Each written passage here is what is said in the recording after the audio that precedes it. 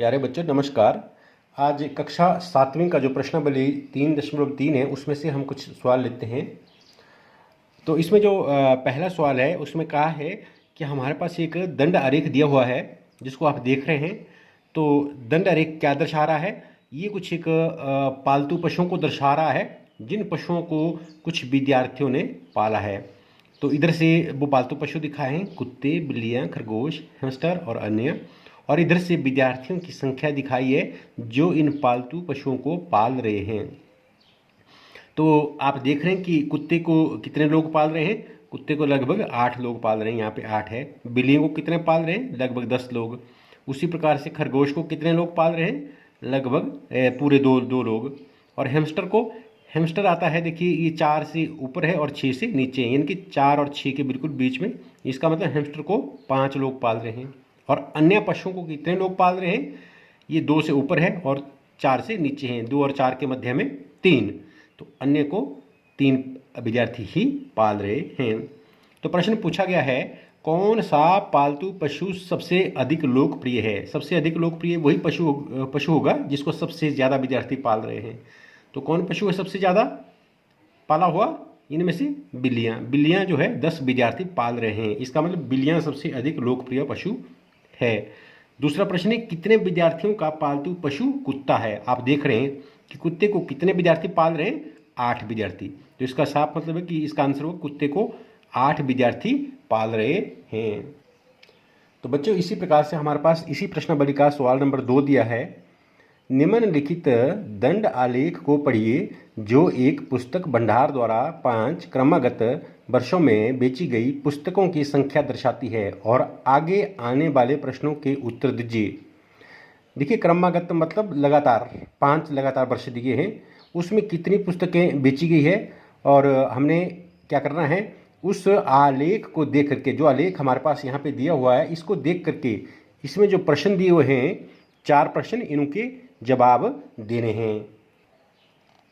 तो बच्चों ये जो आलेख है इसको आप देख पा रहे हैं, इधर से वर्ष लिखें और इधर से पुस्तकों की संख्या जो बेची गई पुस्तकें हैं, यानी कि यहाँ से जो है ये जो दूरी है 0 से 100 के बीच की लगभग 1 सेंटीमीटर है। इन्होंने पैमाना लिखा है 1 सेंटीमीटर बराबर है 100 पुस्तकें। 100 से 200 के बीच भी 1 सेंटीमीटर, ये भी 1 सेंटीमीटर। इस तरह से 1 सेंटीमीटर का पैमाना 100 पुस्तकों के लिए लिया गया है। अब हमने देखना कि 1989 में कितनी पुस्तकें बेची गई। आप देख सकते हैं कि 1989 का जो दंड आरेख है वो 200 तक नहीं पहुंचता है, 200 से नीचे रह रहा है। तो इसको हम ये मान सकते हैं 200 के काफ़ी नज़दीक है, 180। इसको मैंने 180 माना। उसी प्रकार से 1990 का जो ग्राफ है वो 500 तक नहीं पहुंच रहा है, जो आलेख है वो 500 तक नहीं पहुंच रहा है और इसको हम 475 मानते हैं।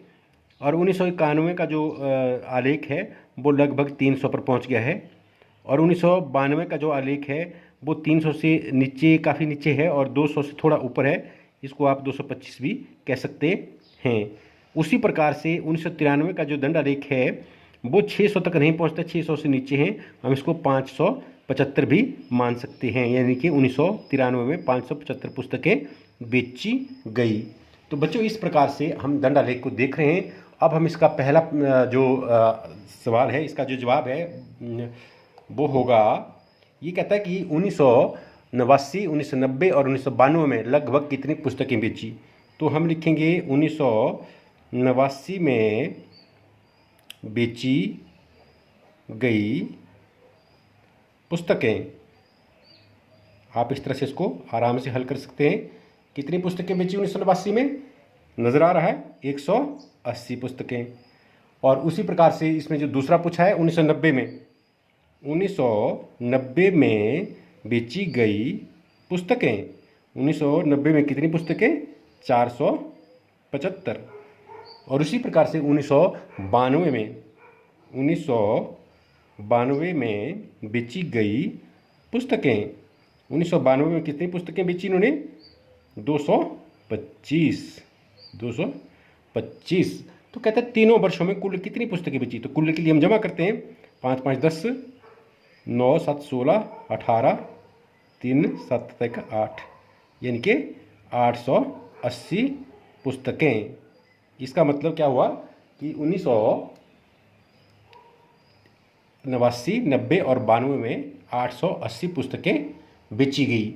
यानी कि हमारा मेन मकसद ये है, मुख्य मुद्दा हमारा ये है कि हम दंड आरेख को पढ़ सकें और दंड आरेख को पढ़ करके हम इसके नीचे दिए जो प्रश्न है उनके उत्तर भी दे सकें। और इसका जो दूसरा प्रश्न लिखा हुआ है वो लिखा हुआ है, आप अपनी किताब से इसको पढ़ भी सकते हैं। किस वर्ष में लगभग 475 पुस्तकें बेची गईं और किस वर्ष में 225 पुस्तकें? तो 475 पुस्तकें बेची गई। किस वर्ष में बेची 475 पुस्तकें? 1990 में। आप देख रहे हैं कि 1990 में 475 पुस्तकें बेची और 225 पुस्तकें कब बेची गई? 1992 में। 1992 में आप देख पा रहे हैं इस आलेख की सहायता से। तो ये आलेख पढ़ना आना चाहिए। तीसरा है कि 250 से कम पुस्तकें, 250 से कम पुस्तकें किस वर्ष में बेची गई? आप आलेख को देखेंगे। हम देखिए 1989 में 180, एक वर्ष तो 1989 हो गया जिसमें जो है 250 से कम पुस्तकें बेची, और दूसरा 225 1992। 2 साल ऐसे हैं जिनमें 250 से कम पुस्तकें बेची गईं। और इसका जो चौथा प्रश्न है वो कहता है कि क्या आप स्पष्ट कर सकते हैं कि 1989 में जो पुस्तकें बेची है उनका आकलन किस प्रकार करेंगे? देखिए हमने ये देखा आकलन करने के लिए क्या किया हमने कि जो 1989 का जो आलेख है वो 100 से काफ़ी ऊपर है और 200 से थोड़ा सा नीचे है, इसलिए हमने अप्रॉक्सीमेशन की, हमने अंदाज़ा लगाया, हमने लगभग किया कि लगभग 180 पुस्तकें यहाँ पे बेची गई। तो बच्चों इस प्रकार से आपको समझ आ गया होगा इस आलेख को देख करके कि किसी आलेख को किस प्रकार से पढ़ा जाता है और किस प्रकार से उसमें दिए गए प्रश्नों के उत्तर दिए जाते हैं। देखिए बच्चों, प्रश्नावली 3.3 में ही जो तीसरा सवाल दिया है वो ये दिया है कि हमारे पास कुछ कक्षाएं दी है 5वीं, 6वीं, 7वीं, 8वीं, 9वीं और 10वीं, और इसमें विद्यार्थियों की संख्या दी है 135, 120, 90, 95, 100, 90 और 80। तो कहते हैं कि इसके लिए सबसे पहले तो एक दंड आलेख बनाएं और इसके नीचे कुछ सवाल दिए हैं। जैसे पहला सवाल मैंने यहाँ लिखा हुआ है कि आप स्केल किस प्रकार चुनेंगे। ये ज़्यादा महत्वपूर्ण है कि भाई सबसे पहले हमने दंड आलेख तो बनाना है, तो उसमें स्केल कैसे चुनेंगे हम। देखिए दंड आलेख बनाने के लिए हम करते क्या है, मान लेने के लिए हम इस प्रकार से ऐसे करते हैं। ये हमने दंड आलेख बनाना है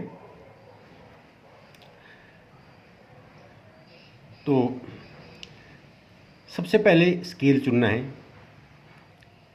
यहाँ पे 0, हमने आंकड़ों पर एक नज़र मारनी है।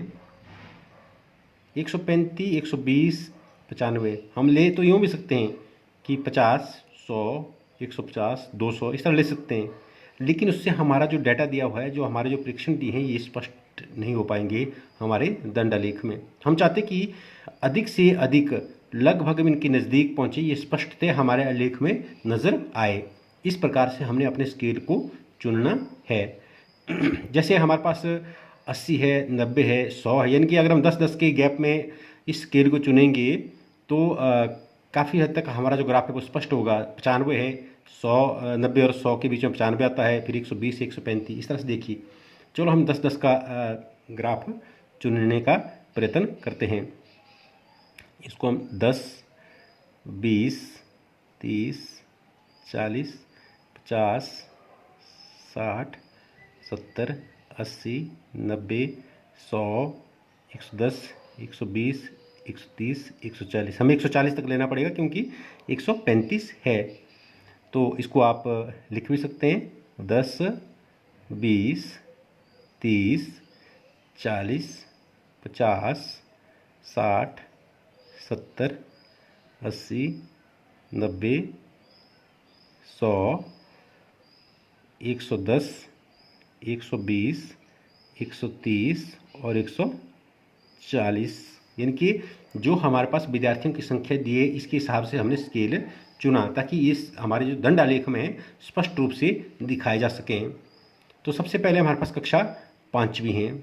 मान लो ये जगह कक्षा 5वीं की है, ये कक्षा 6ठी की है, ये कक्षा 7वीं की है, ये कक्षा 8वीं की है, ये कक्षा 9वीं की है और ये कक्षा 10वीं की है। तो हमारे पास कक्षा 5वीं है, 5th है, हम इस तरह लिख सकते हैं, 6th है, 7th है, 8th है, 9th है और यहाँ पे 10th। 5वीं कक्षा में हमारे पास कितने विद्यार्थी है? 135। तो हम देखेंगे 135 कहाँ है। 135, 130 और 140 के बिल्कुल बीच में आएगा, बिल्कुल बीच में आएगा यहाँ पे। तो हम क्या करेंगे, इस आलेख को आप स्केल की सहायता से भी इसको खींच सकते हैं। तो ये 5वीं क्लास का दंड आलेख बन गया। उसी प्रकार 6ठी में कितने बच्चे हैं? 120। तो 120 कहाँ पे? यहाँ पे। तो आप 6ठी क्लास का दंड आलेख खींचेंगे। आप बिल्कुल पेंसिल और स्केल की सहायता से ये काम कर सकते हैं। मैं तो सिर्फ आपको समझाने का प्रयत्न कर रहा हूँ। और 7वीं में 95। 95 कहाँ आएगा? 90 और 100 के बीच में, 90 और 100 के बीच में। तो आप इस तरह से दंड आलेख बना सकते हैं। आप स्वयं प्रयत्न करें। 8वीं में पूरे 100 बच्चे हैं, 100 कहाँ पे आएगा? 100 यहाँ पे आएगा।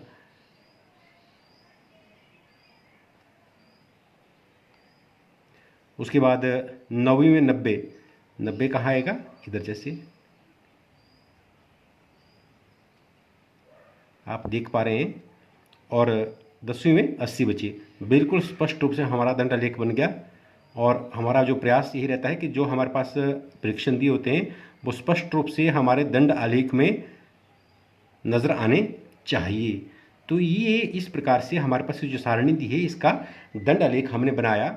और इस प्रश्न का उत्तर भी स्वयं आ गया कि आप स्केल किस प्रकार चुनेंगे। हम स्केल इस प्रकार से चुनेंगे ताकि दिए गए परीक्षण जो है स्पष्ट रूप से हमारे दंड आलेख में नज़र आए, समझ में आ सकें। और इसका जो दूसरा प्रश्न है वो है किस कक्षा में विद्यार्थियों की संख्या अधिकतम है। इसका जवाब देने के लिए आप सीधे इसका दंड आलेख देखें कि सबसे लंबा दंड किसका बन गया? 5वीं कक्षा का। तो साफ जाहिर है कि 5वीं कक्षा में हमारे पास सबसे अधिक बच्चे हैं। आप लिख सकते हैं कि दूसरे प्रश्न में कि 5वीं कक्षा में सबसे अधिक बच्चे हैं और किस कक्षा में सबसे कम बच्चे हैं। तो सबसे कम, सबसे छोटा दंड आलेख किसका है? 10वीं का। और 10वीं में कितने बच्चे हैं? 80 बच्चे। तो इसका जो दूसरा जवाब है वो है 10वीं कक्षा में सबसे न्यूनतम बच्चे हमारे पास है। और तीसरा जो प्रश्न है वो है कक्षा 6 और कक्षा 8 के बच्चों का अनुपात ज्ञात करें। कक्षा 6 अनुपात कक्षा 8। तो हमारे पास कक्षा 6 में कितने बच्चे हैं? कक्षा 6 में हमारे पास 120 विद्यार्थी है। अनुपात कक्षा 8वीं में हमारे पास कितने हैं? 100 विद्यार्थी। तो इनका अनुपात ज्ञात करना है। तो इसको आप उसके बाद ऐसे भी लिख सकते हैं 120 बटा